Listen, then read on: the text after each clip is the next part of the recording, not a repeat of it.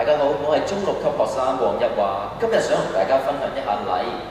中國素有禮儀之邦嘅稱號，從西周嘅歷史開始，禮就已經係我哋中華文化嘅核心價值之一。禮本身係講緊祭祀用嘅儀式，後嚟拓展成為道德嘅規範同埋社會嘅準則。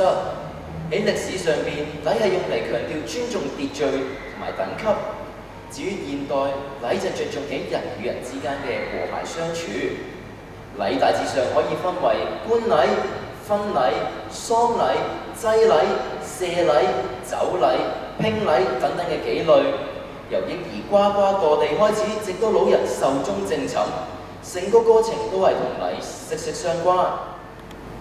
孔子曾經講過：禮之用，和為貴，亦都即係話禮嘅智慧係在於促進人與人之間嘅平等相處。試想像一下，社會冇咗禮會變成點樣？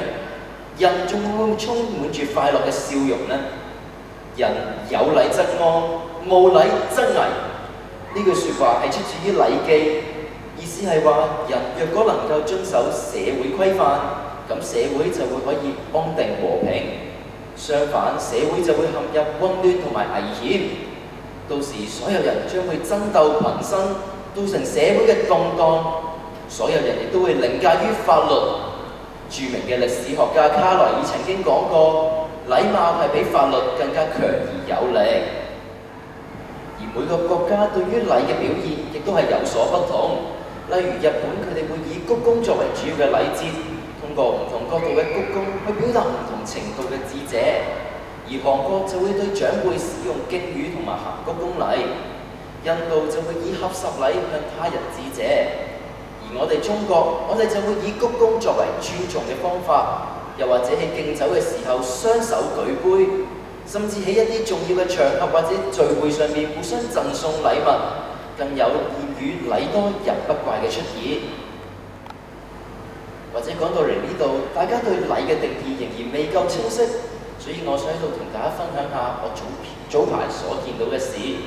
早排我去咗一個百貨公司，見到一個媽媽同佢嘅小朋友講：你要記得將唔該、早晨等等嘅話語掛喺嘴邊啊！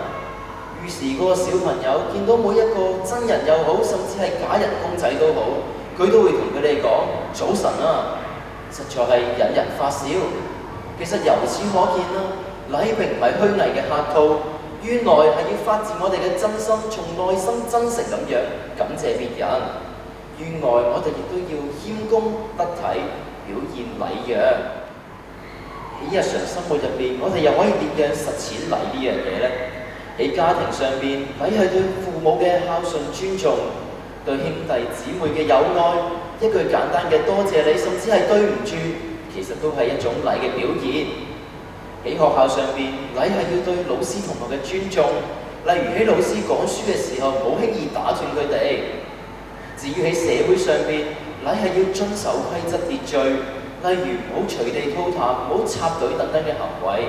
雖然睇落係渺小，但係其實係禮嘅表現。總括而言，禮無論喺現代定係喺古代，都係用嚟促進良好嘅人際關係同埋社會和平嘅重要因素。雖然睇落係微不足道，但係卻不容忽視。荀子曾經講過：人無禮則不生，事無禮則不成，國家無禮則不寧。由此可見啦，禮就算喺古代同現代都係有着舉足輕重嘅地位。此後就等我哋行動起嚟，等我哋保存好我哋嘅中華文化核心價值之一。多謝大家。